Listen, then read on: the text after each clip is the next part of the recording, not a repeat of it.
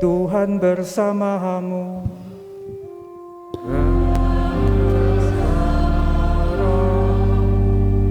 Inilah Injil Yesus Kristus menurut Markus.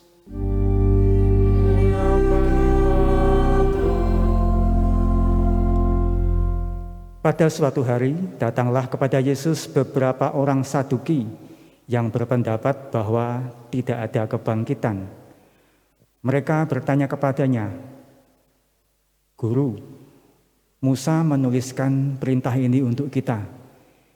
Jika seseorang yang mempunyai saudara laki-laki mati dengan meninggalkan seorang istri, tetapi tidak meninggalkan anak, saudaranya harus kawin dengan istrinya itu dan membangkitkan keturunan bagi saudaranya. Ada 7 orang saudara.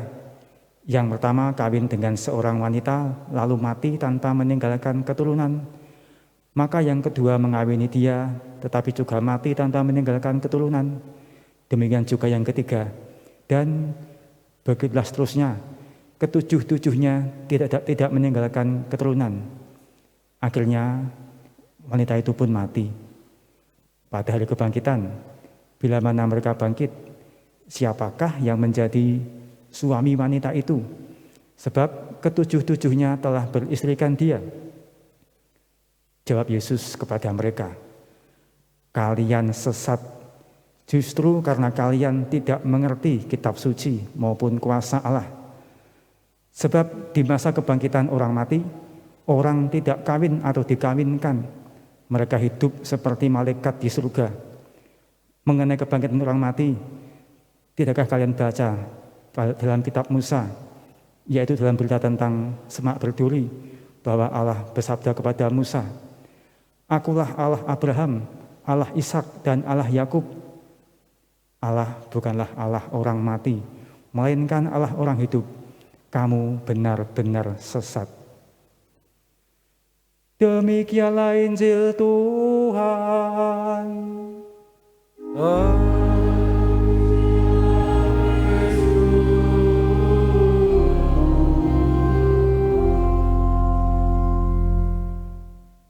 Kalian sesat justru karena kalian tidak mengerti kitab suci maupun kuasa Allah.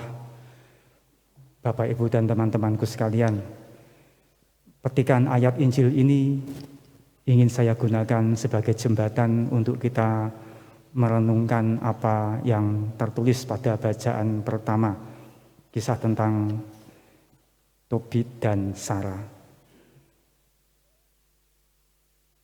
Kalau kita dikatakan apakah mengerti isi pokok Alkitab atau kitab suci, yaitu adalah bagaimana di sana dikisahkan perjuangan Allah dalam memberikan kasih-Nya kepada dunia sejak perjanjian lama, sejak penciptaan manusia hingga dimahkotai dengan penebusan Kristus, kasih Allah yang tak pernah habis kepada manusia yang Ia cintai.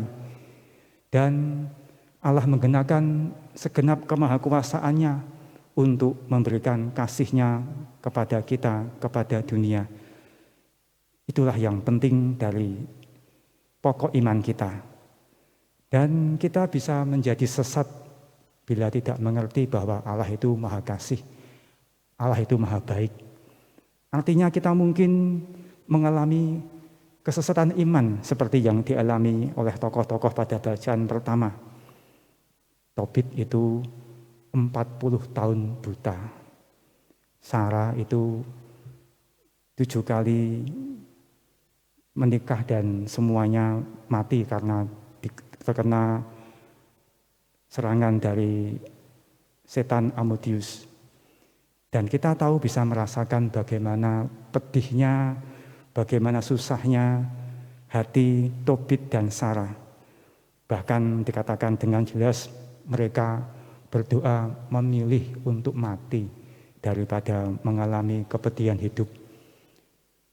Mungkin itu pula yang pernah kita alami, kesesatan, sampai lupa bahwa Allah itu Maha Kasih, Allah itu Maha Baik, sehingga kita mengabaikan, terkungkung oleh berbagai macam pengalaman negatif di kehidupan kita, sehingga tidak bisa melihat kasih Allah yang senantiasa Allah berikan lewat berbagai macam cara di kehidupan kita. Maka Bapak Ibu dan teman-teman sekalian, saya dan Anda pasti mengalami kedukaan hidup di antara berbagai macam pengalaman suka dan duka. Namun jangan pernah tenggelam dalam pengalaman duka sehingga tidak bisa merasakan kesukaan kasih Allah yang senantiasa boleh kita lihat di tengah berbagai macam pengalaman negatif. Senantiasa ada pengalaman positif karena Allah Maha Kasih. Allah adalah Allah yang peduli, Allah yang tidak pernah mengabaikan kita, Allah yang tidak pernah memalingkan wajahnya dari kita manusia yang Ia kasihi.